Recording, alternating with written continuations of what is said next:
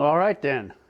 So you're rolling down the road and you signal to merge into traffic or whatever, and there's other stuff going on. And well, unless you're looking straight at your signal lights flashing in the dash, you forget to turn them off, because on a modern car they're quiet enough to where usually just road noise or a radio playing at all will cover them up. So the sound it makes from the flasher, I've already opened this one up, is very quiet on the modern cars. For a lot of cars you can get the old electronic tin can flashers, that makes it louder, but you can buy loud flashers for almost any car. Went online and looked around for them, they're like 30 bucks. Well, what I'm going to try to do is make my own,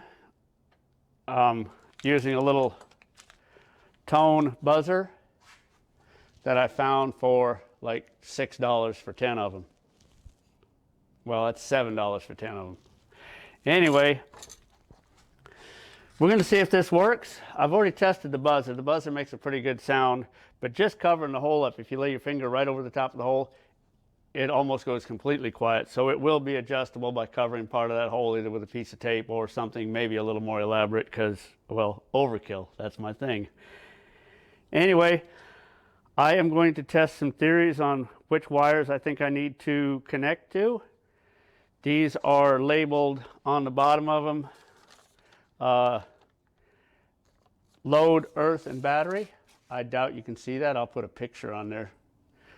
But I'm thinking that going from battery to load is going to be the terminals I need, which on this one is the terminal on this side and this terminal. The reason I opened this flasher up is because it's very hard to get to that terminal down in there to solder it. So I'm going to solder right to the terminal right here at the top edge. Let's find out if this actually works.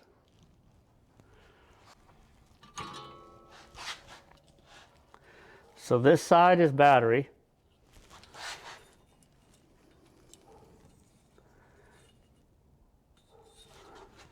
I've already tinned those, so they're soldering really quick.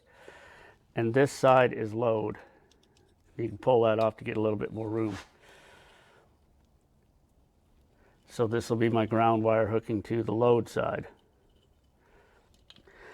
Get these locked on there at the right angle. Get that set up just right, and since it's tinned, it shouldn't take much more than a...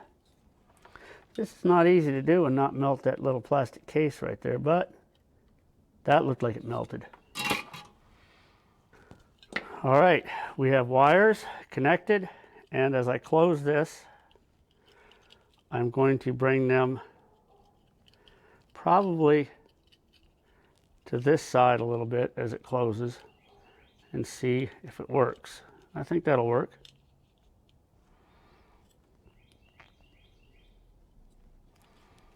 Get my 3 pins going back in the holes on the base. Get it back into the base.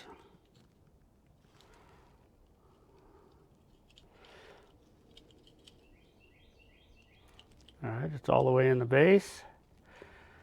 Wires are going the direction I want them to.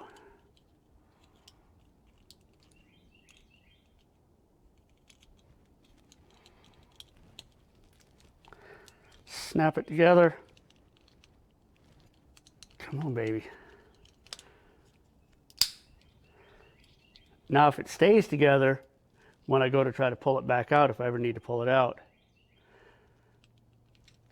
And this, I'll either glue to the top of this, or maybe I'll 3D print something that'll slide in this. I don't know. Seems like a lot of work. Probably just glue it to the top.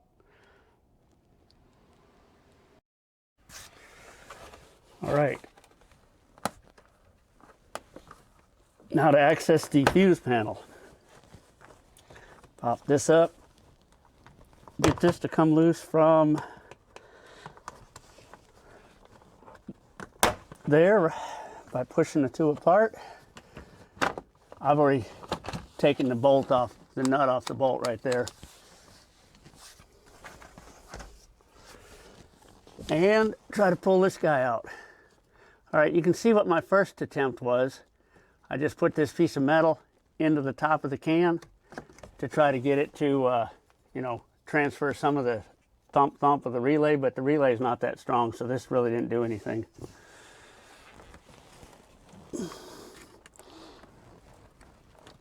Now these things are quite hard to pull out.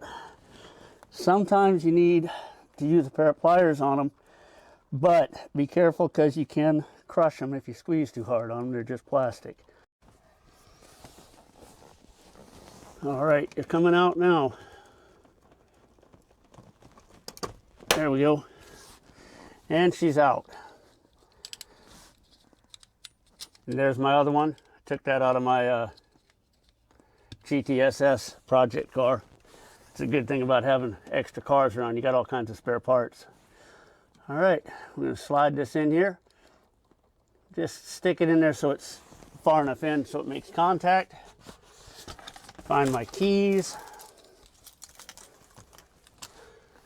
Woohoo, 3D printed. Anyway, turn the ignition on and test. Hey, it works.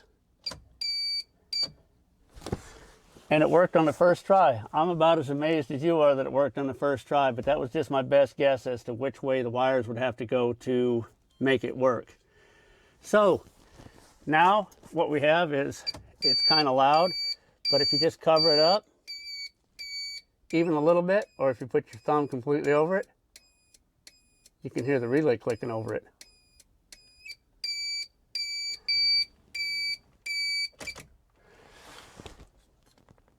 So I'm going to carry this relay around with me just in case something goes wrong with that relay. But check the video description below because I'll change that if this thing dies on me. Now what I'm going to work on is how to cover this up and whether I want to print a 3D part to hold that in there and all that stuff or not, or just glue it to it.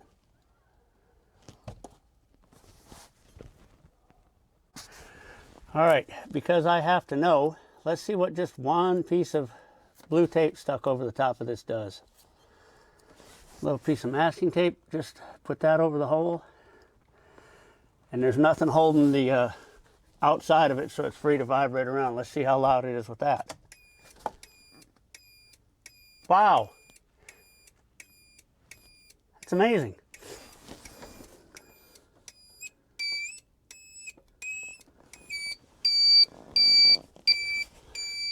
Just by the amount you cover that hole, it controls the volume of it. That's half covered, but that's still pretty loud. But completely covering it with just a piece of tape seems like what you need.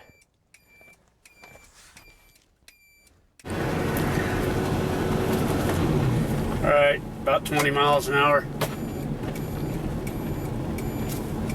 I can't even hear it. I mean, I can hear it just a little tiny bit, but not. Yep, that's not gonna work. All right, I took the tape off of it. About 20 miles an hour again. Well, with the tape completely off, it's a little too loud, I think. There's no doubt you're gonna know your turn signal's on with that on.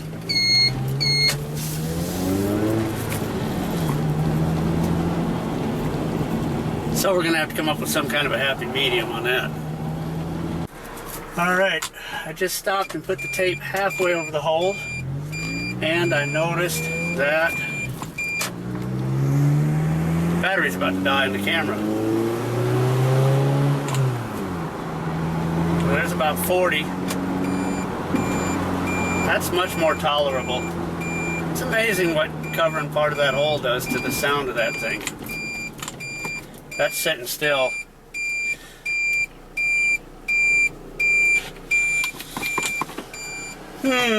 Well, we'll get her adjusted out right, but I think that works. Not too bad for, let's see, $7 for 10 buzzers. That'd be 70 cents. Yeah, I'd rather pay 70 cents to do that than pay 30 bucks. All right, well, you know, like, share, subscribe, all that good stuff, and I have an idea for adding a volume control and an on-off switch to it. It should cost less than about $5. And if that works out, I will be back with part 2.